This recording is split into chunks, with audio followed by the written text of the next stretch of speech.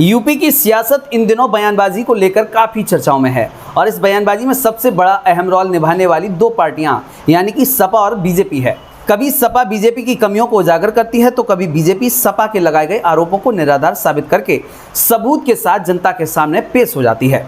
लेकिन अब एक बार फिर से चाचा शिवपाल और अखिलेश यादव को बीजेपी सरकार ने आड़े हाथ ले लिया है।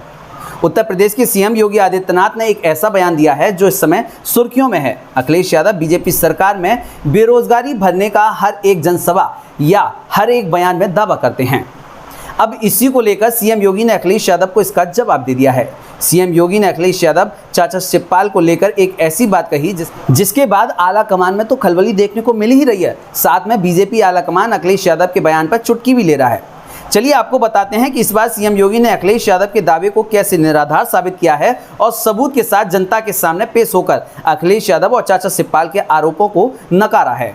यूपी के मुख्यमंत्री ने कहा कि उत्तर प्रदेश की इमेज अब पूरी तरह से बदल गई है। नौकरियों में पूरी तरह पारदर्शिता आ चुकी है। पहले आवेदन निकलते ही चाचा भतीजे की जोड़ी अटैची लेकर निकल जाती थी। मुख्यमंत्री योगी आदित्यनाथ ने कहा कि उत्तर प्रदेश लगातार तरक्की कर रहा है। 6 वर्ष पहले जहां प्रदेश को बीमारी राज्य के रूप में गिना जाता था, वहीं अब विकसित राज्य बनने की ओर अग्रसर है। प्रदेश सरकार की ओर से उठाए गए कदम से गरीबी की दर सिर्फ 11 से 12% रह गई है, जिसे जल्द से जल्द दूर कर दिया जाएगा। उन्होंने कहा कि नियुक्ति आयुक्त और बोर्ड पूरी पारदर्शिता से कार्य कर रहे हैं।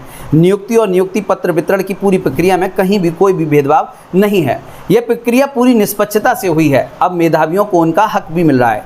जबकि 2018 में पहले नौकरी के लिए आवेदन निकलते ही चाचा भतीजे झोला लेकर निकल जाते थे। वे मंगलवार को उत्तर प्रदेश अधीनस्थ सेवा चयन आयोग द्वारा चयनित 1573 एएनएम स्वास्थ्य कार्यकर्तियों के लोक भवन में नियुक्ति पत्र वितरण समारोह में शामिल होने पहुंचे थे।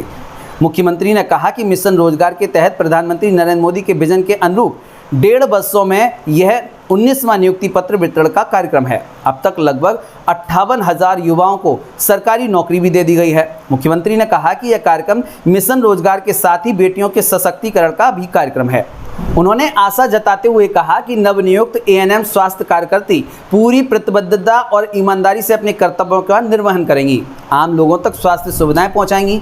उन्होंने कहा कि उत्तर प्रदेश में शिक्षा, स्वास्थ्य आदि विभिन्न क्षेत्रों में अभी काफ़ी कार्य करना है। राष्ट्रीय औसत का लक्ष्य प्राप्त करने के बाद अब अंतर्राष्ट्रीय मानकों पर ध्यान केंद्रित किया जा रहा है। एक जनपद एक मेडिकल कॉलेज का प्रयास इसी रणनीति का हिस्सा है। नर्सिंग एवं पैरामेडिकल शिक्षा की गुणवत्ता बढ़ाने के लिए भी लगातार प्रयास किए जा रहे हैं। उन्होंने कहा कि किसी भी आयोग की नियुक्ति प्रक्रिया का कोई भी मामला न्यायालय में लंबित नहीं है।